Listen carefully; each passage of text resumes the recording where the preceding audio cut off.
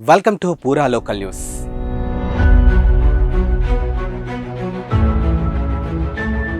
తెలంగాణ పాలిటిక్స్లో అనూహ్య పరిణామాలు చోటు చేసుకుంది. ఉన్నట్టుండి ఒక్కసారిగా గులాబీ నేతలు హస్తం ఆస్థానంలో కనబడగానే గులాబీ దండు ఉలిక్కి పడింది. గ్రేటర్లో పట్టును నిలుపుకున్నామన్న బీఆర్ఎస్ ఆశలపై నీళ్లు చల్లినంత పనైంది. అవును, బీఆర్ఎస్ లీడర్లు ఇప్పుడు కాంగ్రెస్ వైపు చూస్తున్నారనే తెలుస్తోంది. హస్తం కండువాను మెడలో వేసుకునేందుకు తహతహలాడుతున్నారట. తెలంగాణ రాజకీయాల్లో ఊహించని పరిణామాలు నిన్న చోటు చేసుకున్నాయి. మాజీ సీఎం కేసీఆర్కు దగ్గరగా ఉన్న నేతలు ఒక్కసారిగా తెలంగాణ సీఎం రేవంత్ రెడ్డిని కలవడం హాట్ టాపిక్గా మారింది. రేవంత్ రెడ్డితో మీట్ అవ్వడం గులాబీ టీంలో ప్రకంపనలు రేపింది. అనేక అనుమానాలకు తావిచ్చింది. ఉమ్మడి మెదక్ జిల్లాకు చెందినటువంటి నలుగురు బీఆర్ఎస్ ఎమ్మెల్యేలు ఈ నెల 23న సీఎం రేవంత్ రెడ్డితో ఆయన నివాసంలో భేటీ అయ్యారు. కేసీఆర్ సొంత జిల్లా అయినటువంటి ఉమ్మడి మెదక్కు చెందినటువంటి ఎమ్మెల్యేలు కొత్త ప్రభాకర్ రెడ్డి, సునీత లక్ష్మారెడ్డి, మహిపాల్ రెడ్డి, మాణిక్రావు సీఎం రేవంత్ నివాసానికి వెళ్లి కలవడం పలు అనుమానాలకు తావిస్తూ ఉంది. ఇక నియోజకవర్గం అభివృద్ధి పనుల కోసమేనని వారు చెప్పుకుంటున్నా సచివాలయానికి బదులుగా నివాసానికి వెళ్లి కలవడం సరికొత్త ప్రశ్నలకు దారితీసింది.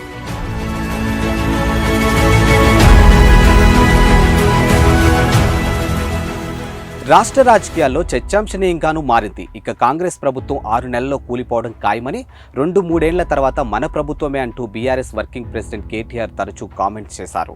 ఇలాంటి తరుణంలో సీఎంతో బీఆర్ఎస్ ఎమ్మెల్యేల భేటీ చర్చాంశనీయంగానూ మారింది. ఇది మర్యాదపూర్వక భేటీ అని పైకి చెప్తున్నా పక్కా రాజకీయ భేటీ అని చర్చలు మొదలయ్యాయి. ఇక లోక్సభ ఎన్నికలు జరగనున్న టైంలో ఈ మీటింగ్కు మరింత ప్రాధాన్యత ఏర్పడింది.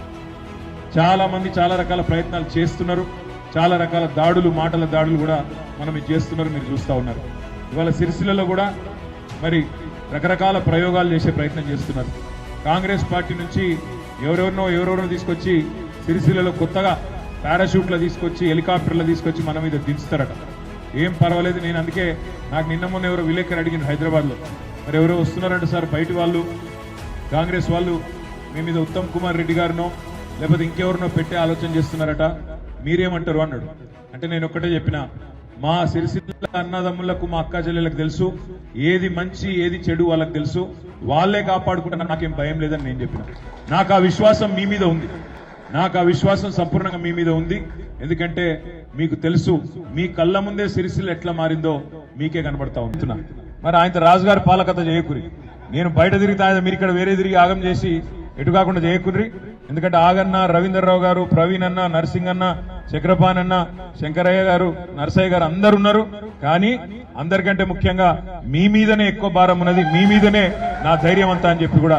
ఇటీవల కాలంలో తెలంగాణ భవన్లో జరిగినటువంటి పార్లమెంటు సన్నాహక సమావేశంలో ఇటు ట్విట్టర్ ద్వారా రేవంత్ను సవాల్ చేసే తీరులో ప్రశ్నిస్తుంటే ఈ నలుగురు ఆయన మాటలను బేఖారాత్ చేస్తూ భిన్నమైన తీరులో స్వయంగా వెళ్లి కలవడమే రాజకీయ చర్చలకు కారణమైంది. మొత్తం ఉమ్మడి మెదక్ జిల్లా హరీష్ రావు చెప్పు చేతుల్లో ఉంటుందని బీఆర్ఎస్ లీడర్లు, క్యాడర్ గొప్పగా చెప్పుకుంటూ ఉంటారు.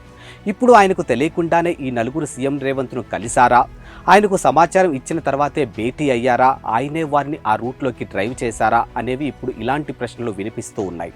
హరీష్ రావుకు అత్యంత సన్నిహితంగా ఉండే కొత్త ప్రభాకర్ రెడ్డి సైతం ఈ నలుగురిలో ఒకరిగా ఉండడం గమనార్హం.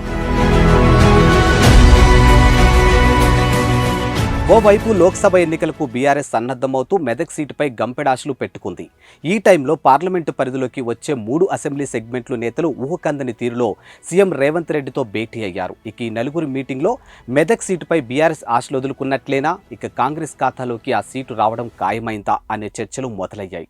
ఈ నలుగురు కాంగ్రెస్లో చేరే సంగతి ఎలా ఉన్నా బీఆర్ఎస్ క్యాడర్ మరింత నిరుత్సాహానికి లోనయ్యేందుకు, కాంగ్రెస్ పట్ల ఓటర్లకు సరికొత్త ఆశలు కలిగించేందుకు దోహదపడింది. హరీష్ రావు ఆదేశం లేనిదే ఆకైనా కదలదు అనే కాన్ఫిడెంట్ ఉన్న సమయంలో ఈ నలుగురి నిర్ణయమే ఇప్పుడు ఉమ్మడి జిల్లాలో అనేక గుసగుసలకు కారణమైంది.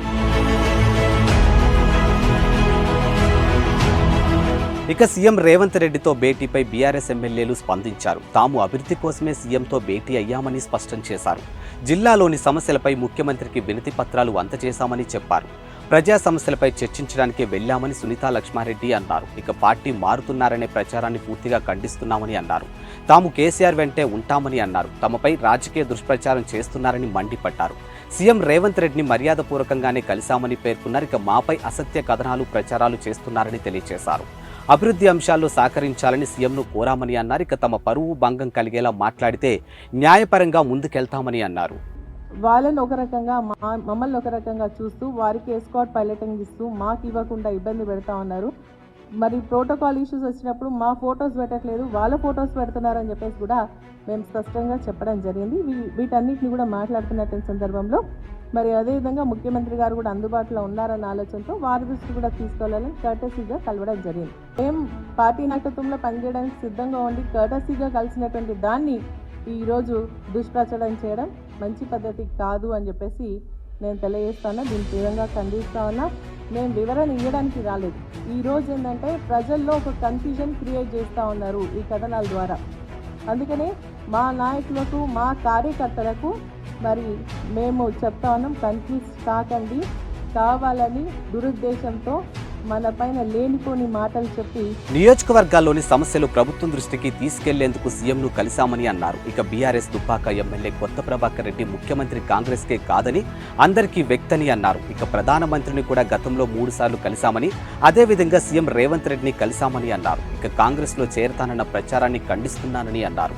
ఉమ్మడి జిల్లా సమస్యల సీఎం దృష్టికి తీసుకెళ్తున్నామని పేర్కొన్నారు. మేము ఇప్పుడు కాదు, మళ్ళీ ముఖ్యమంత్రి గారిని నిన్న కలుసుడు కాదు, ఇంకా 100 సార్లు కూడా కలుస్తాం. సమస్యల మీద మా ప్రజల కోసం అందరు మంత్రులను కలుస్తాం, ముఖ్యమంత్రి గారిని కలుస్తాం. మరి ఇంకా 5 సంవత్సరాలు మ్యాండేట్ ఇచ్చిండ్రు.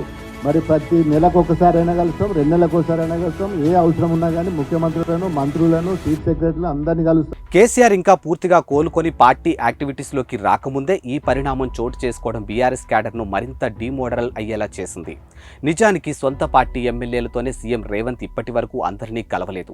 అలాంటి పరిస్థితుల్లో ప్రధాన ప్రతిపక్ష పార్టీ ఎమ్మెల్యేలకు టైం ఇవ్వడం విశేషం. ఇంకోవైపు 100 మీటర్ల లోతున బీఆర్ఎస్ను పాతిపెడతాం అంటూ 4 రోజుల క్రితం లండన్లో జరిగినటువంటి మీటింగ్లో సీఎం రేవంత్ కామెంట్ చేయగా, హైదరాబాద్కు చేరుకున్న 2వ రోజునే తనదైన శైలిలో రాజకీయ చక్రం తిప్పారు. కేటీఆర్ను డిఫెన్స్లో పడేసేలా జరిగినటువంటి ఈ మీటింగ్ కొనసాగింపుగా ఇంకా ఎవరెవరు హస్తం పార్టీకి దగ్గరవుతారనే చర్చ ఇప్పుడు మొదలైంది.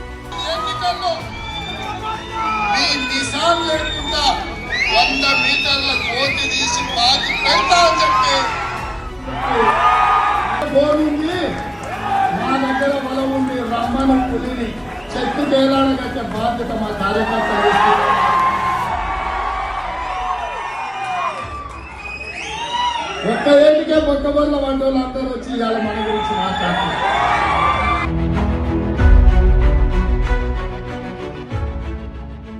థ్యాంక్స్ ఫర్ వాచింగ్ పూరా local news, your choice for local voice.